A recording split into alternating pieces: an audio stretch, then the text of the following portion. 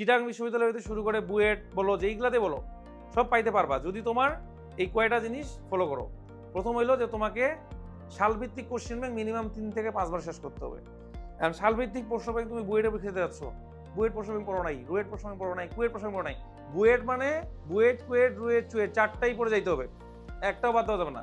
চারটারই প্রশ্ন bank minimum 10 বছর, last 10 বছর, মিনিমাম লাস্ট 10 বছর। আর একটু ভালো করতে পারে লাস্ট 15 বছর মিনিমাম পড়তেই হবে, মিনিমাম 3 থেকে 5 বার। এখন মনে করো তুমি সেকেন্ড টাইমার, তাহলে তোমার টার্গেট হচ্ছে রাজশাহী ইউনিভার্সিটি, এগ্রিকালচার, তারপর তোমার জাহাঙ্গীরনগর বিশ্ববিদ্যালয়, হাজীদানেশ, জিএসটি। তাহলে এই 5টা ভার্সিটির জন্য তুমি লাস্ট 15 বছর বা 10 বছরের সাল, মিনিমাম 10 বছরের সাল 3 থেকে 5 বার শেষ করতে হবে। ঠিক আছে, এটা গেল একটা সাজেশন। এটা কি সাল ভিত্তিক।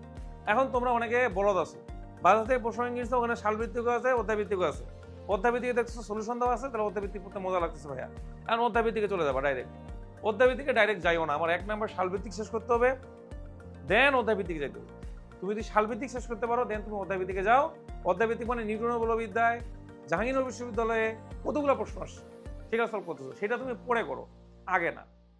সো সাল ভিত্তিক চ্যাপ্টার ভিত্তিক দুটাই করতে পারবো, বাট আমার ফার্স্ট রিকমেন্ডেশন কি হলো, সাল ভিত্তিক কোশ্চেন ব্যাংক সলভ করবা 3 থেকে 5 বার এবং লাস্ট 15 ইয়ার্স বা 10 ইয়ার্স মিনিমাম। যেই ভার্সিটি যাবে সেই ভার্সিটিতে। তোমার পরীক্ষা হাজীদানেশে 26 তারিখ, তাহলে 20 তারিখ থেকে হাজীদানেশ প্রশ্ন ব্যাংক নিয়ে বসবা, আর কোনো ডান নাম দেখবা না। তোমার পরীক্ষা 15 তারিখ কুয়েটের, তাহলে বুয়েটের পরীক্ষা 10 তারিখ, যে 10 জানুয়ারি শেষ, 10 জানুয়ারি থেকে শুরু করে 15 জানুয়ারির পরীক্ষা দিতে ঢুকতে আগ পর্যন্ত তুমি কুয়েটের প্রশ্ন ব্যাংক নিয়ে একদম বসে পড়বা।